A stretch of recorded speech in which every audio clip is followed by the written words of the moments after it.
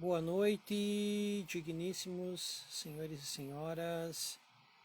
Agradeço a cada um de vocês pela presença, pela participação que todos têm dedicado nos últimos tempos nesta nossa retomada do projeto A História da Luz. Este ponto em que nos encontramos, já com um certo andamento no teor de tudo aquilo que o projeto aborda, vocês já podem ir tomando uma temperatura aproximada daquele real teor do tutano do nosso projeto. Esta pegada sempre, esta intenção de trazer a todos, a cada um, informações precisas, sérias da caminhada iniciática. Em certo ponto, é necessário abordar também alguns detalhes específicos, mas também gerais, a respeito do fenômeno religioso. Sem o fenômeno religioso e sem a compreensão também do fenômeno iniciático, é, de certa forma, um tanto vazio nós determinarmos a história da luz no Ocidente. Obviamente, nós podemos, com essa abrangência do fenômeno religioso, do fenômeno iniciático, abordar não apenas o Ocidente, mas também o Oriente. Mas essa não é a nossa temática aqui neste projeto. Tá? Eu sempre falo para aqueles que me são próximos e que me conhecem, a parte do meu estudo sobre doutrina oriental, ela fica muito mais lá para a minha profissão, para a parte do Rafael tatuador, né? Sendo que a tatuagem oriental para mim acho que uma das minhas maiores paixões, é um dos estilos que eu mais estudo e continuo sempre a estudar, mas a minha parte oriental fica ali. A minha parte religiosa iniciática está no Ocidente, pois eu sou um ocidental. Eu não sou um oriental para mudar meu nome, né? Vou me tornar aí Rory qualquer coisa, né? Mas paciência, não é essa a nossa temática, né? Então agradeço a cada um que prestigia sempre o nosso trabalho, que acompanha as transmissões ao vivo no meu perfil no Instagram, o teles.a.r, e que todos os que assistem isso depois, nessas mídias salvas, tanto no Instagram quanto lá no YouTube, né, no canal A História da Luz. Então, avancemos na nossa intenção da noite de hoje. Falar sobre religião, religiosidades, parte 2. Antes de mais nada, eu gostaria de fazer a minha habitual prece de abertura, pedindo ao grande Deus, aos mestres cósmicos da fraternidade branca, a Yeshua, o iniciado perfeito, que é o Cristo, a Ruach HaKadosh, o sopro do Santo, o Espírito Santo, as luzes crísticas do arcanjo Micael, as luzes crísticas de Hod, pedindo também todas as bênçãos dos Beni Elohim, de Elohim Tsabaot, e a grande presença do meu muito querido, muito amado Anauel, que nos conduza sempre nas veredas da beleza, da bondade, da justiça, que a nossa língua não pese demais saindo desta justa medida. Que assim seja. Avançamos então, meus caros senhores e senhoras, vamos para a parte 2 do nosso estudo sobre religião e religiosidades. Este tema, religião e religiosidades, faz parte de não os nossos temas principais dentro do projeto A História da Luz, mas faz parte de uma outra face do nosso trabalho, que são aquilo que nós intitulamos de temas de instrução. Pode parecer em determinado ponto que estamos falando da mesma coisa, mas tem uma certa diferença. Nosso tema principal da história da luz é o fenômeno iniciático. Do fenômeno iniciático é óbvio que nós partiremos para o estudo das ciências sagradas, assim como já foi feito. Vamos falar do próprio fenômeno iniciático em si, presente no Ocidente, vindo desde um tempo passado, que seria aquele ao qual nós sempre falamos da tradição primordial, vindo para um certo momento de um despertar místico, de uma grande figura da religiosidade, do misticismo ocidental, que é São Bernardo de Claraval, e que a partir dele, de suas visões, os seus contatos com a Virgem Maria, dentro da sua própria caminhada mística religiosa, que ele tem esse chamamento para a formação de uma milícia muito importante para o Ocidente, a dos pobres cavaleiros de Cristo. Ou seja, os cavaleiros benfeitores da Cidade Santa, ou, resumindo, os cavaleiros templários. A partir desse ponto, nós temos duas vertentes que podem ser estudadas, e que é isso que o projeto A História da Luz busca brindar para cada um de vocês, que é aquele peso iniciático e aquele peso religioso. E junto com a Ordem do Templo, nós encontramos essa caminhada.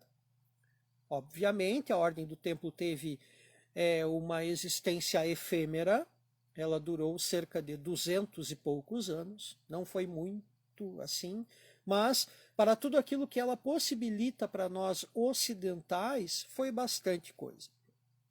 Vejamos, trazendo aqui uma visão de talvez um processo de egrégora, um processo de justiça divina, talvez, algo que pode ser aprofundado dentro, às vezes, mais de um diálogo presencial, para a gente não pagar tanto de louco assim, mas de que a própria Ordem do Templo teve, talvez por meio de um decreto, o seu encerramento de atividades aqui neste plano terreno, devido a um processo de talvez uma própria corrupção acontecendo dentro dela própria. Corrupção falo no sentido de estar perdendo o seu caráter iniciático sacerdotal inicial, e para tudo aquilo que aqueles que já estudaram a história da Ordem do Templo sabem que nós temos nela as nossas primeiras instituições bancárias. Por que houve a queda da Ordem do Templo? A ordem já acumulava mais riquezas do que o próprio rei e a própria igreja. Então, temos aqui inúmeros processos, a verdade verdadeira ninguém sabe. Vejamos, meus caros, avancemos então no nosso tema de hoje, que é falar sobre religião e religiosidades, aqui nesta parte 2 do nosso assunto. No programa anterior, aqueles que assistiram, se você não assistiu, por favor, busque assistir ou busque acompanhar todas as playlists do nosso canal A História da Luz no YouTube, ou se não, as transmissões que ficam salvas no perfil do Instagram @teles, com 2 L's, .a.r. Busquem assistir todas elas. Dúvidas, por favor, sempre nos procurem. Críticas, às vezes nós temos algumas situações que precisam ser bem esclarecidas. O conhecimento que nós trazemos para você não parte de uma visão pessoal, obviamente sintetizada a partir daquele conhecimento adquirido por nós, mas nós buscamos levar estes pontos do esoterismo, da tradição esotérica ocidental, dentro daquilo que é tradicional. Não há invencionices. Como já dito em algum programa anterior, lá sobre as ciências sagradas, quando nós falamos da profissão ocultista, falo do ocultista professando aquilo que sabe, o ocultista é um cientista do esoterismo. Ele busca fatos, ele não cria, ele não tem invencionices no seu diálogo. Então, avancemos. No nosso programa anterior, então, expomos para todos vocês o tema relativo ao capítulo novo da História da Luz, que tratará sobre religiões e religiosidades de uma forma mais inicial, com uma abrangência um tanto superficial. De uma forma mais simples possível e sem rodeios, apresentamos na semana passada, no programa anterior, os conceitos de religião vindas das raízes latinas religare e também relegere, no qual apontamos a palavra religare como a mais adequada ao objetivo do nosso projeto.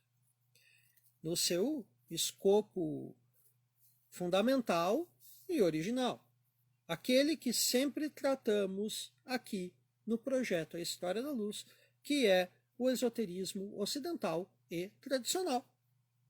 Queremos com isso dizer que tratar de religação está mais adequado à nossa temática de cunho tradicional e esotérico ocidental do que tratarmos do relegere, ou seja, do ler e reler praticados pelos exegetas clássicos que fundamentaram todo o nosso debate teológico. Não que tratarmos aqui de Santo Agostinho, de São Tomás de Aquino, ou mesmo no nosso tão caro São Bernardo de Claraval, seja um assunto desnecessário. Bem pelo contrário. Mas apelar ao conceito de religação entre os céus e a terra cria para nós uma retórica muito mais saudável e menos exaustiva, que é o nosso objetivo inicial, idealizado, nos abraça com uma coerência mais adequada e de maior profundidade do que aquela dos mestres da Igreja. Religar os céus e a terra é a maior função das religiões, criando no ethos específico envolvido a noção de um retorno ao paraíso edênico original que foi perdido pelos seres ainda lá atrás, lá na noite dos tempos. A geração de uma corrente egregórica partindo dessas religações conduz o coletivo aos mitos que possuem uma profunda carga ancestral e tradicional a cada uma das etnias, raças, grupos e comunidades que formam a humanidade como um todo. Nesta bela noite de hoje, trataremos do envolvente as religiosidades e as espiritualidades, que se manifestam lateralmente e também conjuntamente, desde o princípio do fenômeno religioso. Esse casamento, essa união indissolúvel, aqui para nós, na visão aprofundada do tema abrangente ao programa, do nosso estudo da História da Luz, é particionado na visão dos representantes das religiões dos tempos atuais. Mesmo que o desejo de muitos líderes religiosos seja o de criar uma consciência, e por que não, uma consciência espiritual em seus meios, existem conceitos de espiritualidade que são inaceitáveis na visão dogmática destes mesmos líderes. Já pelo lado do grande público, hoje vivemos momentos de hibridismos religiosos e espirituais. E essa situação é muito visível e clara para todos os interessados neste tipo de assunto. Desde a sequência correta da prática de um catecismo até a criação das suas próprias visões de espiritualidade, o ser humano profano. Lembrem bem daquilo que já foi tratado sobre considerações do profano em alguns dos nossos episódios anteriores. Profano é aquele que está ante o templo, aquele que bate a porta e espera ser atendido. Se for de seu merecimento, será atendido. E deixa de ser um profano e torna-se um impetrante, um suplicante, e assim tornado um neófito. Toda essa visão tem a cada dia mais na vida deste mesmo homem moderno, criando situações com regras equivocadas ao seu prazer, gosto e maneira próprios. Vamos resumir: uma bagunça. Interpretar situações assim pede de nossa parte uma certa polidez, e desta maneira faremos o necessário aqui para explicarmos não apenas os controversos pontos da espiritualidade hibridizada pelo homem moderno, mas também onde estão os seus acertos. Do fenômeno da gourmetização espiritual até a mistureba equivocada feita por movimentos New Age já no fim dos anos 60, o homem moderno tem criado para si um estilo próprio de agir no campo da espiritualidade. Parece que assim, criando uma certa liberdade plástica para si, caminhando conforme lhe satisfaz, quando o assunto transita nela, na espiritualidade, qualquer coisa que lhe pareça criar um sentido confortável de religação e que lhe pareça fazer assim mesmo sentido, conduz o homem até um caminho sem destino definido. Diferente de uma grande viagem, que não importa de onde se parte e para onde se chega, mas sim importando o caminho trilhado, o galgar da espiritualidade possui um destino definido e que, assim como ocorre na religião, a espiritualidade também conduz seus caminhantes até o claro objetivo da religação. Conduz até o ponto onde, no passado, nós nos perdemos, ou diria melhor, onde caímos. E aqui vamos avaliar até onde vale a pena o trânsito neste campo desconhecido. Sem rumo, aqui, neste terreno, além de desnecessário, é deveras cansativo.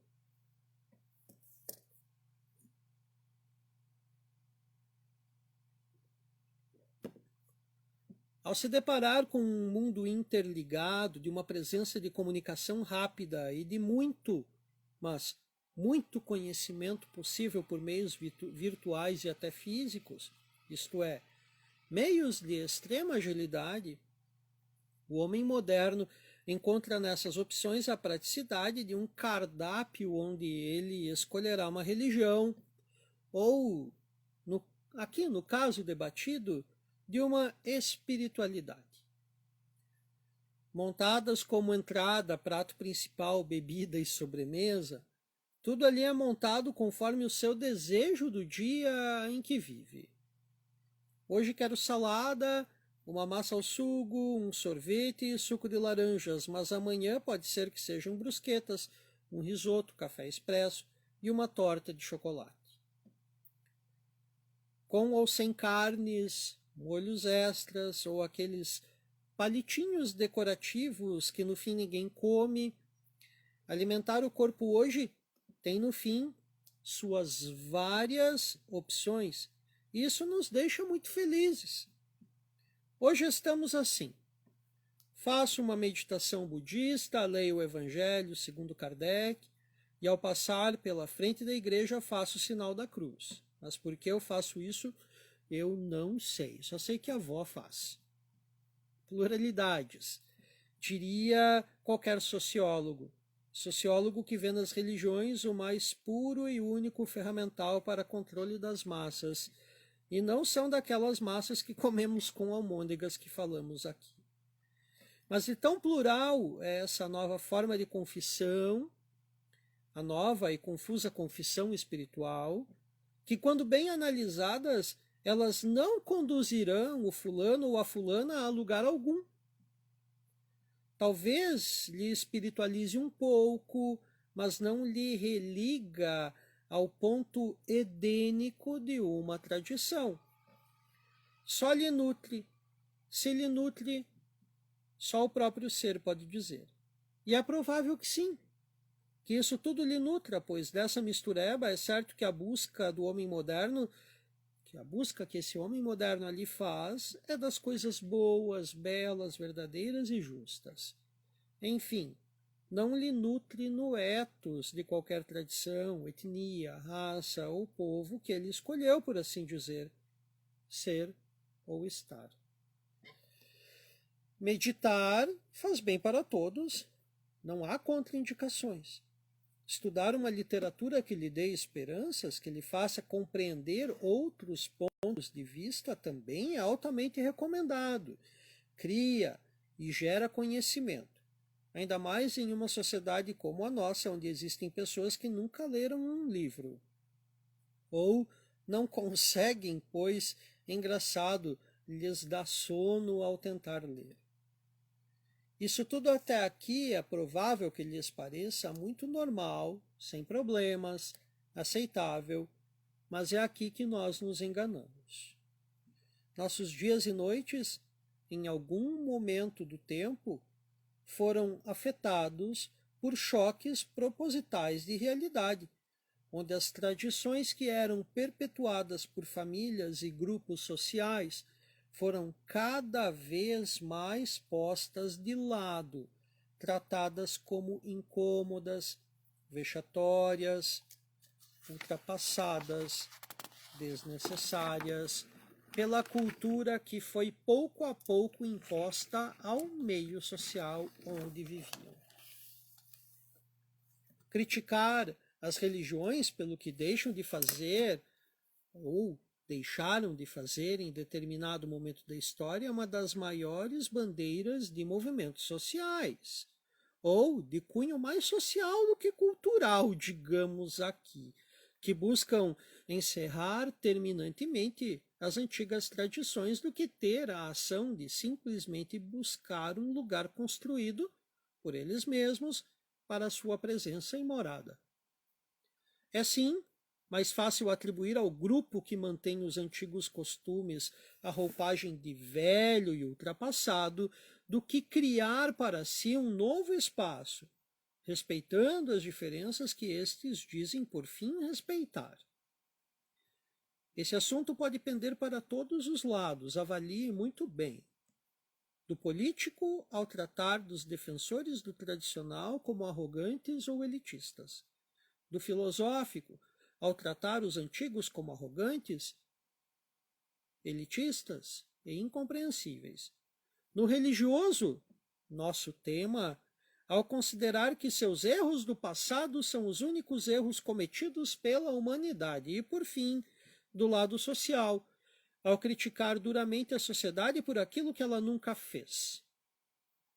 Cair nessa balela descaracteriza as tradições. E assim, a cultura que invade a sociedade e que é plástica, moldada ao bel prazer daqueles que estão recriando a sociedade como se fosse possível criar um lugar melhor para seus membros. E aquele que persiste no erro, ou melhor, nos antigos costumes. São os retrógrados, os aculturados, os arrogantes e elitistas. Parece que podemos relacionar isso nestes vários pontos de vista, nos diversos lugares do mundo. Vocês não concordam? Trazendo isso para a nossa realidade política e social, e nem indo para o filosófico, cultural, religioso, místico, iniciático. Não vamos nem para esse ponto. Mas vemos hoje inúmeros movimentos, principalmente aqueles ligados ao marxismo, que não tolera uma religiosidade, que não tolera uma visão de divino, né? Visto que o próprio pai dessa doutrina, Marx, dizia que a religião é o ópio do povo. Mas a gente perde nessa linha tênue toda uma construção tradicional e cultural que caracteriza povos e sociedades e culturas que em determinado ponto da humanidade, se partirmos para essa de que a religião é o ópio de um povo, a gente tira a esperança, a gente tira o fenômeno do sagrado, da concepção de divino, de inúmeras culturas tradicionais.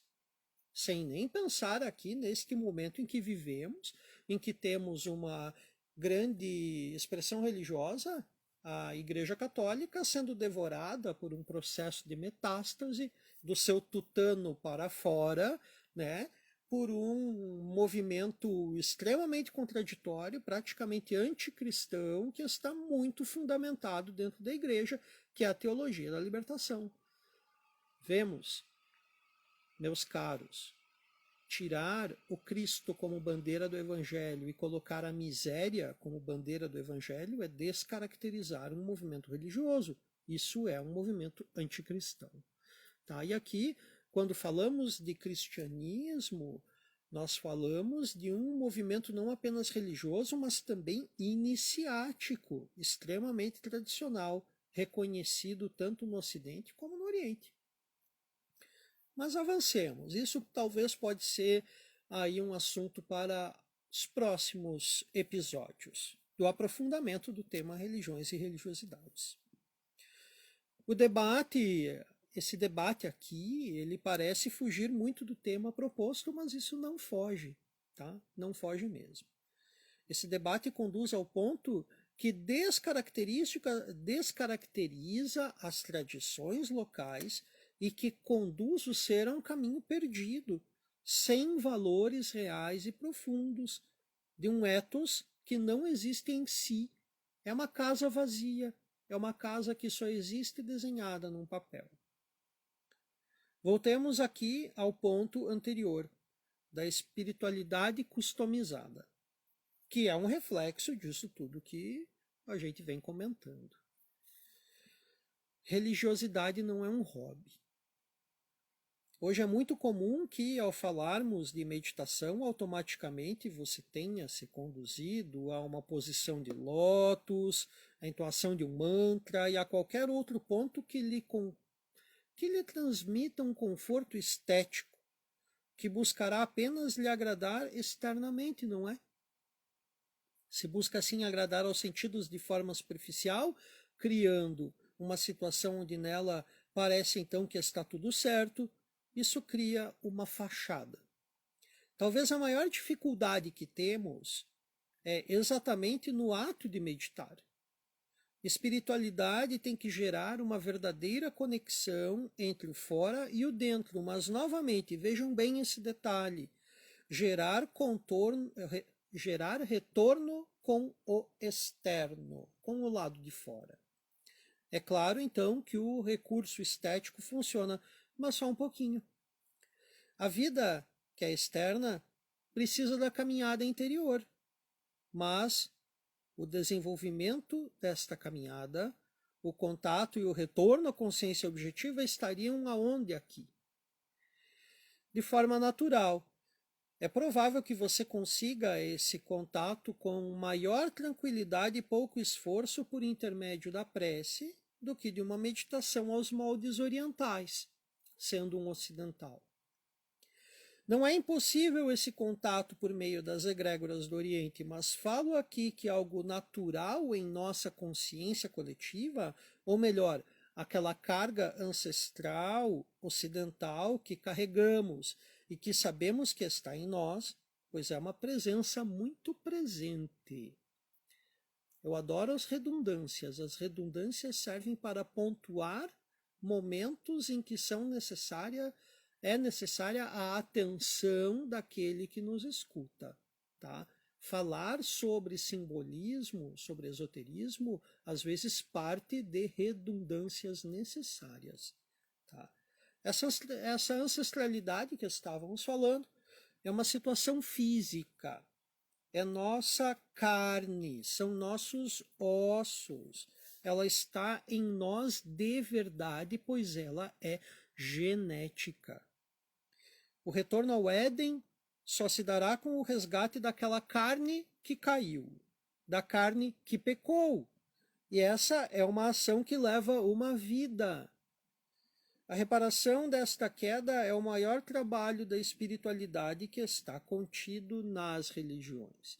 E quando eu falo de vida, eu falo de uma existência, de todas as roupagens que nós passamos. Para aqueles que acreditam em reencarnação, o esoterismo traz inúmeras comprovações, né, sobre uma caminhada, essa transmigração da alma a roda da existência. Isso fica muito claro quando a gente estuda os arcanos maiores do tarô. Quando eu falo aqui de vida, eu falo de todo um ciclo de existências. Tá? Avancemos. Espiritualidade é carne, segundo autores clássicos. E religião é o meio onde esta carne vive. Você acredita que acendendo velas para todos os santos vão te auxiliar? Fica a pergunta. Você sabia que o processo não é apenas o de acender uma vela?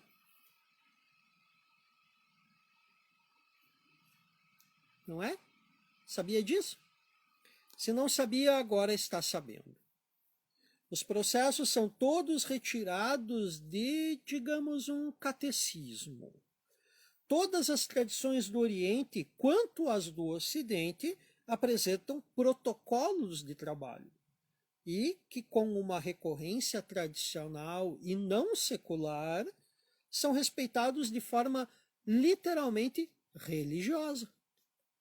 É por meio da prática ininterrupta por gerações e gerações de sacerdotes, de patriarcas e de suas respectivas comunidades que essas tradições se apresentam como imutáveis. E sendo assim, elas pertencem a egrégoras. Egrégora é uma morada coletiva que se inscreve no astral. Nela, todas as ações praticadas por aquele agrupamento, no nosso caso falamos da religião e da espiritualidade, mas falamos também de egrégoras de times de futebol, de partidos políticos, de ações criativas particulares, como de obras musicais clássicas. Falamos aqui também de visões específicas. Egrégora é um ser que alimentando ela todos os dias, ela terá um corpo cada vez mais fortalecido. Egrégora, ou seja, egrégora é um ser que é alimentado por todos aqueles que compactuam com aquela forma pensamento gerada, uma forma pensamento gerada com aquele propósito. Um time de futebol é a maior prova de que existem egrégoras. Diferente do ethos, que é a morada criada no mundo físico destes exemplos acima, digo, toda uma situação comum a este movimento, nós temos a parte astral desse movimento, que é chamada egrégora. Então, o ethos é a forma, a egrégora é a força. Força e forma trabalham conjuntamente pela manutenção, no nosso caso específico, da religação entre os céus e a terra. Egrégora e ethos precisam de uma interligação, e aqui se dá a importância do solo sagrado onde reside a tua espiritualidade.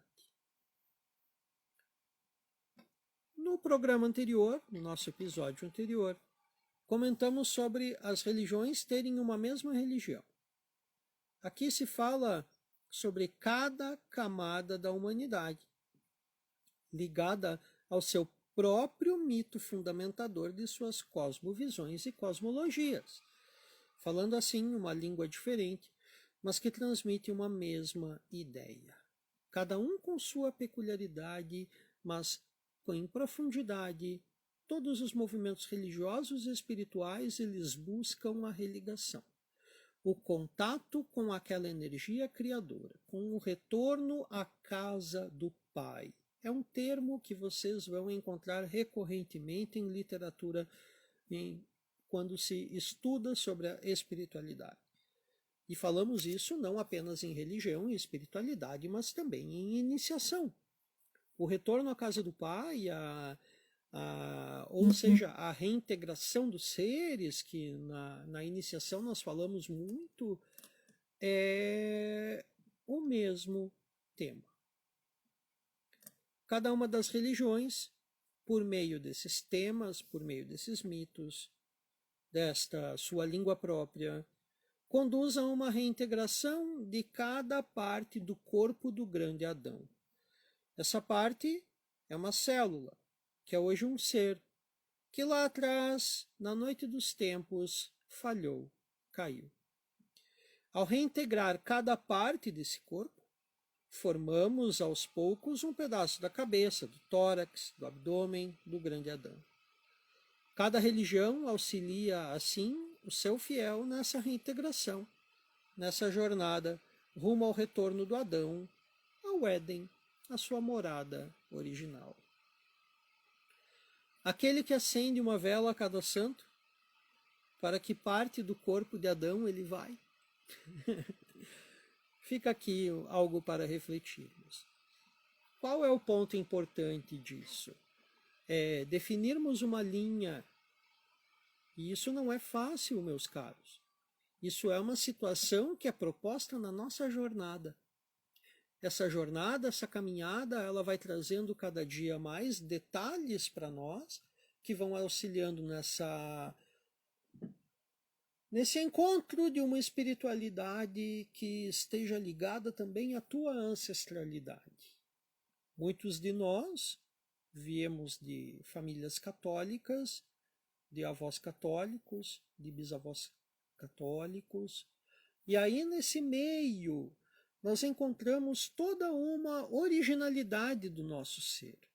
Eu não estou dizendo aqui que nós vamos ter que descobrir de onde veio aquele nosso primeiro ancestral, que ele não é um, são inúmeros, são milhares de pessoas responsáveis para que nós estejamos hoje aqui. Então nós temos sim uma ancestralidade espiritual. Isso tem a ver com um processo de alma. Existem processos muito específicos dentro da caminhada iniciática para o encontro com essa originalidade, mas não compete abordarmos isso aqui, tá? Mas compete a nós uma compreensão de que não adianta de nada acender uma vela para cada santo. Não adianta de nada. Outra coisa, nós somos ocidentais, a nossa espiritualidade é ocidental. Você sabe que para se converter para uma religião indiana, você precisa de apenas um detalhe: ter nascido na Índia. E isso acontece com inúmeras outras religiões do Oriente. As religiões do Ocidente, elas têm um outro olhar. São religiões missionárias, religiões muito mais pendendo ao iniciático, só que esse fato é obscurecido pelas religiões. As religiões, ou seja, os religiosos, os maiores representantes, que tem aí cerca de dentro da Igreja Católica, aproximadamente uns 40 documentos aos quais excomungam todos aqueles ligados a tradições iniciáticas. Mas vocês acham que isso é porque o iniciado fez um solene juramento diante de um outro altar e não o da religião? Não, meus caros. Eles mesmos sabem que religião é uma coisa e iniciação é outra. Uma coisa não tira o direito à outra. Não importa quem é que tenha escrito isso. Iniciação é uma coisa, religião é outra. Exoterismo é uma coisa, esoterismo é outra coisa. Então, cabe a cada iniciado ter uma busca muito particular, um respeito muito particular àquilo que ele sente reverberar vindo do seu coração. Por isso que os iniciados normalmente optam em manter-se no caminho iniciático. Muitos deles abrem mão da religião porque hoje a religião é contaminada por um ideário geral de pessoas que tiveram visões muito específicas. Não estamos aqui tirando este peso, esta questão tradicional, mas tem muita coisa que é exotérica e não é esotérica. Exotérico, do lado de fora do templo, apreciar uma imagem, ver as coisas na sua literalidade. Esotérico é avaliar as coisas na sua profundidade simbólica. É ter quatro visões simbólicas de cada fato que acontece para você. Uma visão física material, outra visão social emocional, outra visão cultural, muito mais intelectual, e outra visão mística religiosa. Vejam, místico religioso, iniciático. Meus caros, eu espero que este tema esteja trazendo bastante questões para vocês também pontuarem. Fico ao dispor de cada um no Instagram a responder as directs. No YouTube tem na legenda lá o nosso e-mail para contato. Fiquem todos à vontade para fazer contato assim que desejarem. E fica aqui o meu grande abraço. Até o próximo episódio e fiquemos todos no bem sempre.